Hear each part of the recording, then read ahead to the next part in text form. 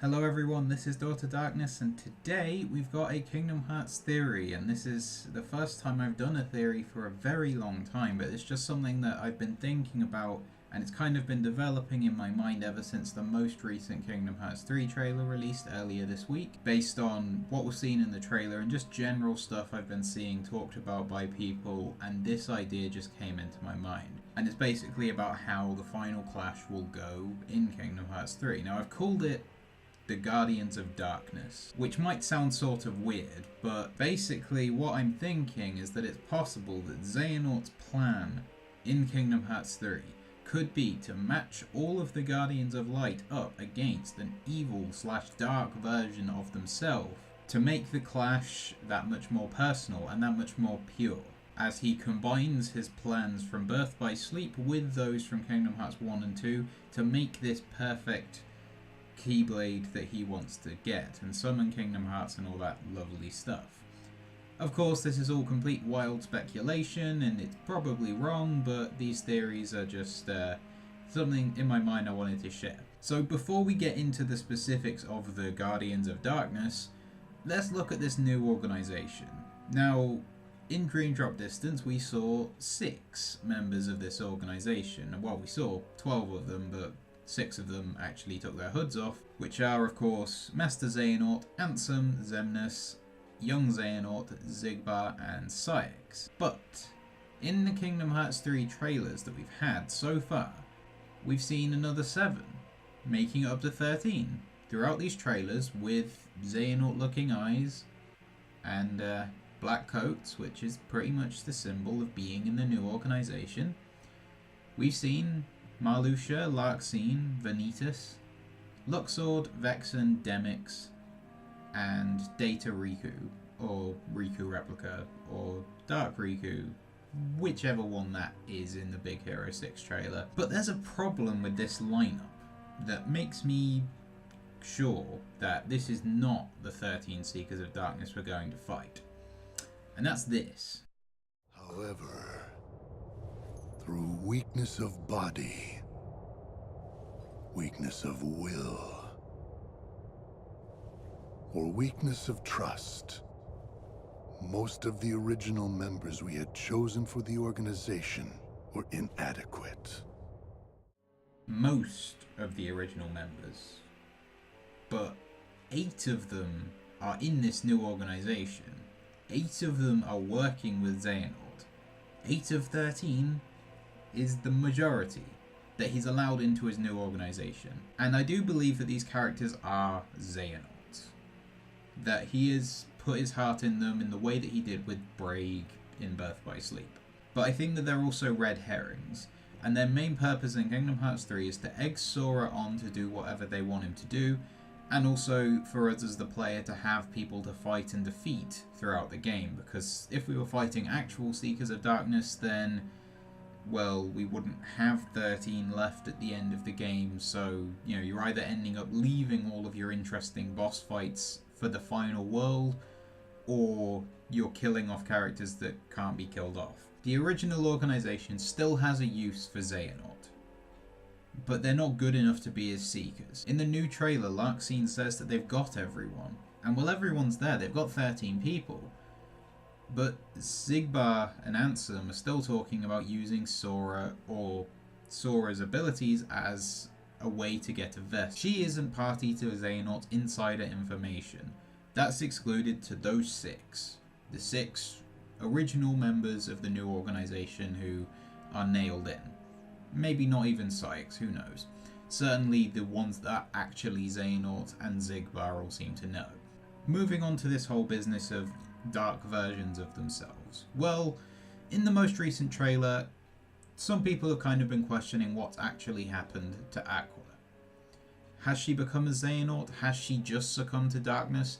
Well, in the most recent trailer, we saw 2 versions. The normal Aqua, basically being beaten up throughout the trailer, as well as the new one who makes comments on people's punctuality. So, if there are 2 versions of Aqua, which some people have been speculating that something similar has happened to Ventus in Birth by Sleep has happened to her, if that is the case, It means that all three of the Birth by Sleep main characters have an evil version of themselves. There's Aqua, and just for ease, let's call her Aquanaut.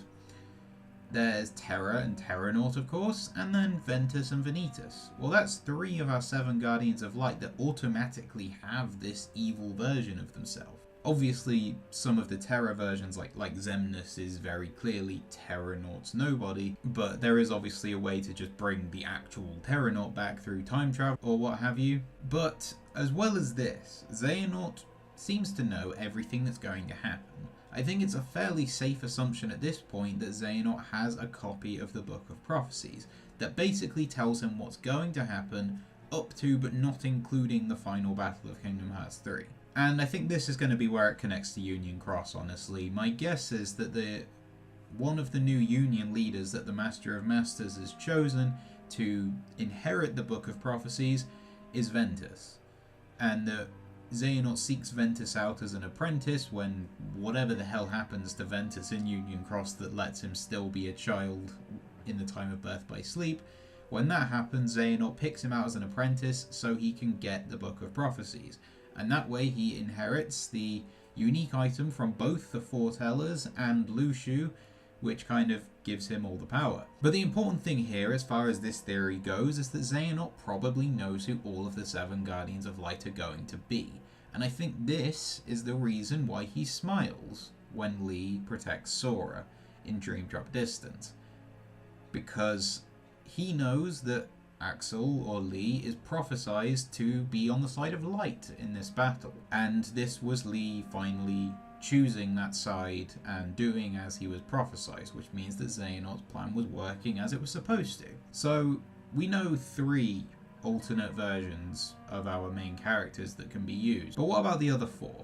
Well, for the purposes of this theory, I'm going to assume that Mickey is not one of the 7 Guardians of Light, that something happens to prevent him from being one of them. I'm sure he'll still be heavily involved in the final battle, but as the way these final battles tend to go, Mickey will be involved basically up to it, but not during it. Which means that our final 4 Guardians of Light are the fairly obvious ones. It's Sora, Riku, Kairi, and Lee, and that they're going to be alternate versions of all of them.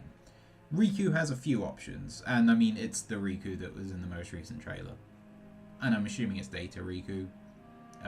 But, you know, it could very easily be Riku Replica or time-traveling Dark Riku, who knows. But, yeah, that one that's in the trailer is Riku's counterpart. And Sora is the important one, of course. He's our main character. He's presumably the one who's actually going to defeat Xehanort in the end. And Sora is part of Xehanort's plan, quite clearly, with the way that Ansem and Xigbar were talking about him, and the way that they're all kind of egging him on throughout the game. But I don't think it's quite as straightforward as them hoping that he falls to darkness so they can use him as a vessel. Not anymore, I think that ship's set. Sora's goal for this game appears to be primarily to bring Roxas back and let him be his own person, which I'm guessing is something that Xigbar kind of clues him onto at the start of the game, and then he just kind of continues on it.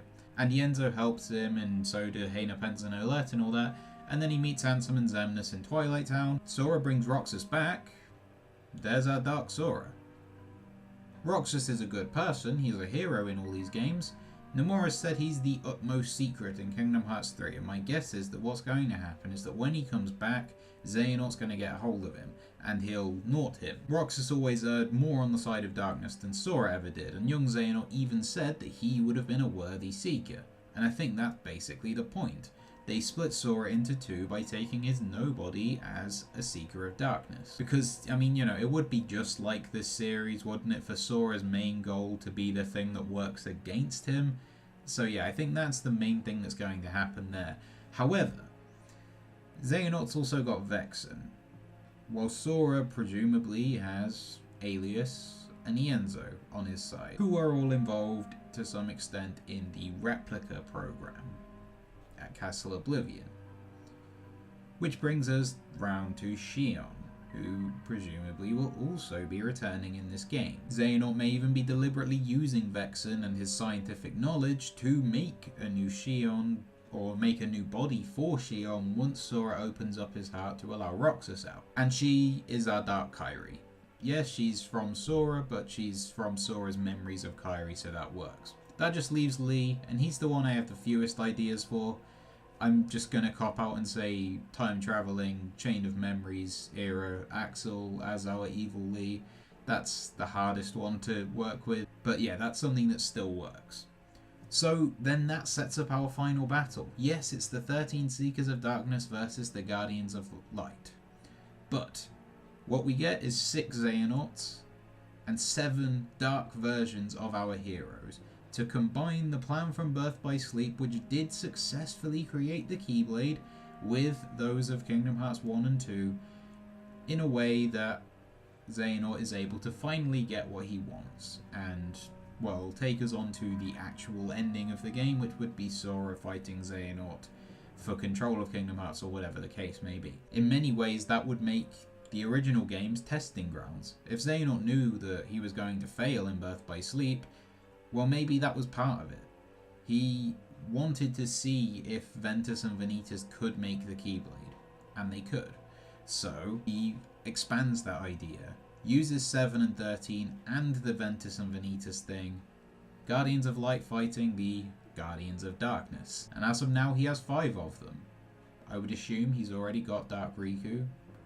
I would assume that he's already got Aqua and Vanitas and Xehanort and Chain of Memories Axel, although that one, I will admit, is a bit weak.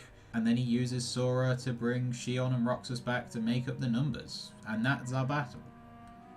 So what do you guys think? It's something that kind of developed in my mind. What do you think of this theory? Please leave your thoughts in the comments section below the video. And while you're down there, please like this video if you did. And if you liked it, then check out my other videos and subscribe to this channel. And as always, thank you for watching.